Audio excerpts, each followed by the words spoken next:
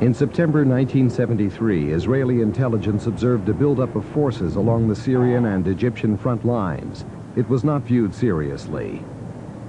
A month before the war, we got similar information. And the army and the leadership took it very seriously. And then nothing happened. So when it came the second time, it wasn't taken seriously.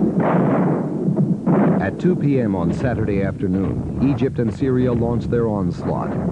Tens of thousands of Egyptian troops crossed the Suez Canal. Most of the Israeli line of fortresses along the canal collapsed. The Egyptian forces appeared unstoppable. They had the feeling that they are winning.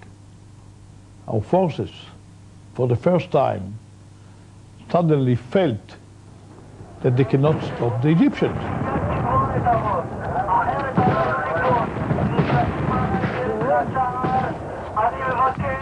The morale was so high of everyone, even who lost his sight, even who was with amputated legs, but very happy that he has done something for his country.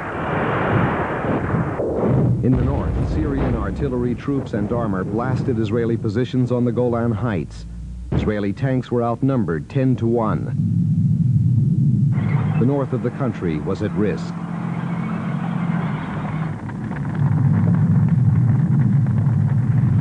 Israeli armored forces stormed across the Sinai Desert to retake positions. But Sager rockets fired by Egyptian infantry proved deadly against the Israeli tanks. Previously undefeatable Israeli pilots now faced a new reality.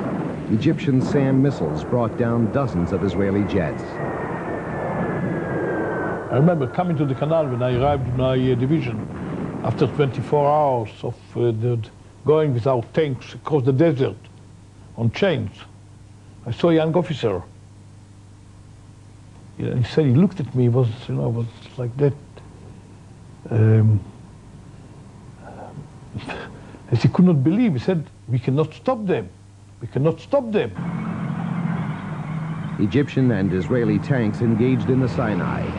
It was the largest clash of armor since the World War II Battle of El Alamein. The Egyptian advance was contained.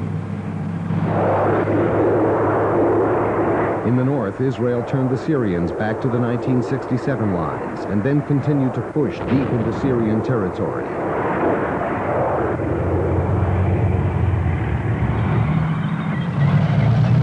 The turning point in the south came when General Ariel Sharon decided to attack the Egyptians from the rear.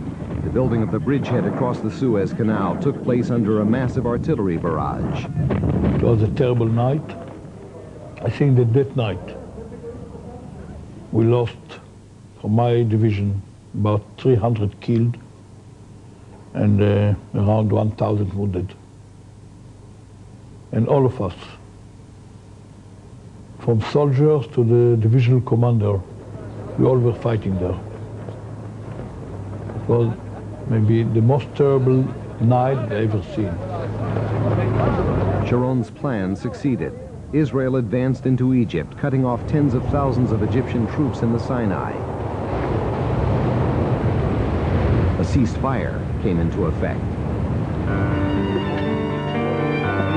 The price of war had been devastating. 2,700 Israelis killed and thousands more wounded.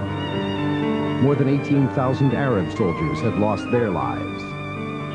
It was war, really, of soldiers, because the courage and the sacrifice that they had to show,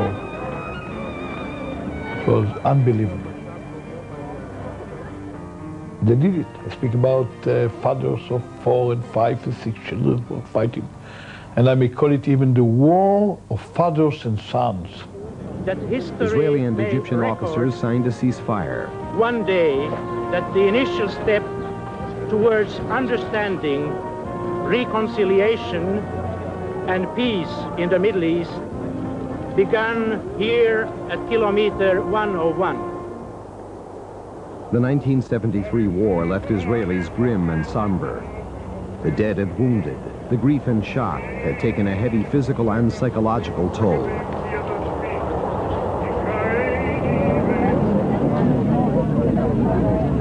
Soldiers and officers returning from the front were bitter. Many staged demonstrations. They asked who was responsible